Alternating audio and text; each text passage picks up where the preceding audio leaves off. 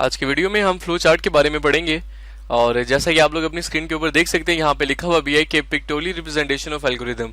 इससे पिछली जो वीडियोस हैं उनमें आप लोग एल्गोरिदम के बारे में बड़ी डिटेल में पढ़ चुके हैं और आपने एल्गोरिदम के हवाले से कुछ एग्जाम्पल्स को भी सॉल्व किया है। और आज हम यहाँ पे ये देखेंगे कि जब हमने किसी भी प्रॉब्लम को सॉल्व करना होता है तो वो प्रॉब्लम अगर हमने कंप्यूटर पे सॉल्व करनी हो तो हमें उसका कंप्यूटर प्रोग्राम बनाना पड़ता है, लेकिन हम डायरेक्टली तौर पे कभी भी एक कंप्यूटर प्रोग्राम नहीं बना सकते। सबसे पहले हमें उसका एल्गोरिदम बनाना पड़ेगा।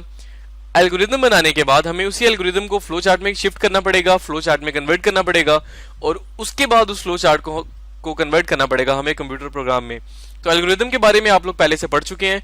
अब हम देखते हैं कि जब कभी हम एक एल्गोरिदम बना लेते हैं तो उस एल्गोरिदम को फ्लो चार्ट में चेंज करना जरूरी क्यों होता है। एल्गोरिदम में आपने देखा था कि हमने जितनी भी प्रॉब्लम्स को सॉल्व किया था हमने स्टेप्स की फॉर्म में प्रॉब्लम को सॉल्व किया था। हम स्टेप को नंबरिंग देते थे, स्टेप 1, स्टेप 2, स्टेप 3।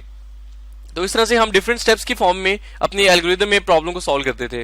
लेकिन इसके बाद जब हम फ्लो चार्ट की बात करते हैं तो हमने वही जो स्टेप लिखी होती है एल्गोरिदम में, हम उन स्टेप्स को चेंज कर देते हैं फ्लो चार्ट में डायग्राम्स की फॉर्म में। तो फ्लो चार्ट में हम डिफरेंट डायग्राम्स का इस्तेमाल करते हैं और अब हम देखते हैं कि फ्लो चार्ट में कौन कौन सी डायग्राम्स हैं जिनका इस्तेमाल किया जा सकता है।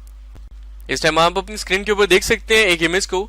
यहाँ पे सबसे पहले जो हमारे पास डायग्राम है उसको बोलते हैं start and symbol. Start and symbol हम इसलिए इस्तेमाल करते हैं कि जब कभी भी हमने अपने फ्लो चार्ट को स्टार्ट करना हो या खत्म करना हो तो उसके लिए हम ये डायग्राम यूज करते हैं। इसके बाद यहाँ पे आप लोग फ्लो लाइंस को देख सकते हैं। ये फ्लो लाइन क्यों यूज होती हैं? ये फ्लो लाइन हमारे डाटा को रिप्रेजेंट कर रही होती है कि हमारा डाटा किस डायरेक्शन में जा रहा है। हम इसको अप टू डाउन भी मूव कर सकते हैं, यानी कि ऊपर से नीचे भी मूव करवा सकते हैं और हम इन्हें लेफ्ट टू राइट भी मूव करवा सकते हैं।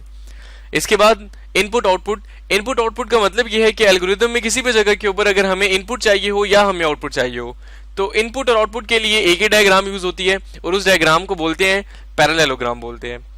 इसके बाद अगर हमने अपने प्रोग्राम में अपने एल्गोरिदम में कोई फार्मूला यूज करना है, लेट्स सपोज मैं कहता हूं कि हमने सम फाइंड करना है और सम में आपने फार्मूला लगाया हुआ है a+b, तो जो a+b है ये प्रोसेसिंग हो रही है।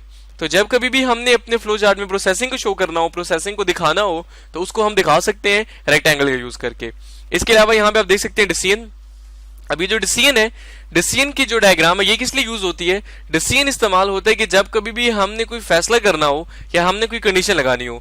तो आपको पता है कि जब हम इफ का वर्ड इस्तेमाल करते हैं तो इफ का मतलब होता है कि हमने कोई फैसला करना होता है।